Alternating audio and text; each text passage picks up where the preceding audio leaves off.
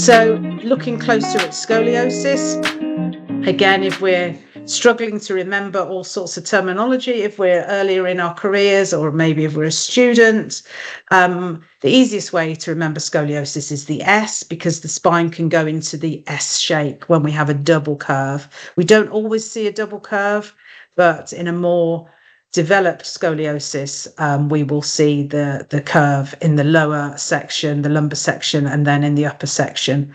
It can affect people of any age. Many children have scoliosis, and then it can, if left unsupported, it can develop very, very quickly. I'm sure we've all worked with individuals whose scoliosis is rapidly developed in a matter of months.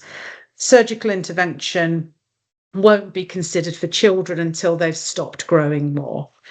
So there's so much that we need to be aware of with scoliosis, and that we have a responsibility for providing the correct seating to support. There's not time today to go into all what we can do to support scoliosis. It's more about just understanding the difference of postural spinal presentations. So first of all, is it correctable or fixed? Again, when we don't have X-ray machinery. So hands-on with a client, we should know whether that, if we're confident in handling, we should know on a plinth whether that is correctable or fixed. We could go into the S shape of the spine if it's a double bend, a double curve, and we know that these individuals will be the ones that aren't really that able to correct their own posture, so we need to give them the correction they need. And we know that throughout the day, further asymmetry will occur if we're not going to add the functions of tilt. Very common with neurological conditions. So going on to lumbar lordosis, common presentation, again, with neuromuscular conditions such as muscular dystrophies, spinal muscular atrophies, again, spina bifida. And with that, we'll see the anterior pelvic tilt.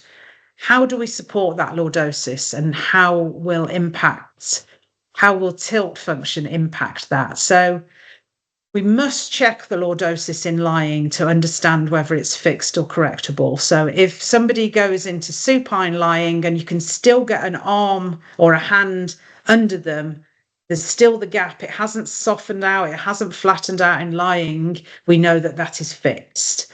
So by adding tilt, we can make them more comfortable. We need to provide some support behind the lordosis, gentle, soft support, but not too aggressively, because we don't want to push them into further lordosis. So we need to have tilt that's variable, that's easy to change, and that they can tweak their position. And I would say sometimes with the lordosis to use a combination of tilt and a little recline to open up the hip angle. We can work with the angles in a positive way, and especially if it's not fixed, we can actually provide a great deal more comfort for the individual.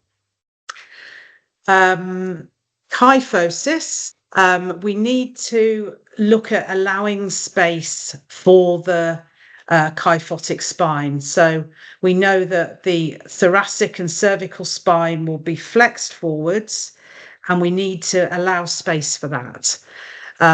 So we don't want to give them a solid back. We need to make sure that there's space for the spine to immerse fully. So tension adjustable straps are really important for kyphosis, and comfortable, soft support surfaces for them to immerse deeply into.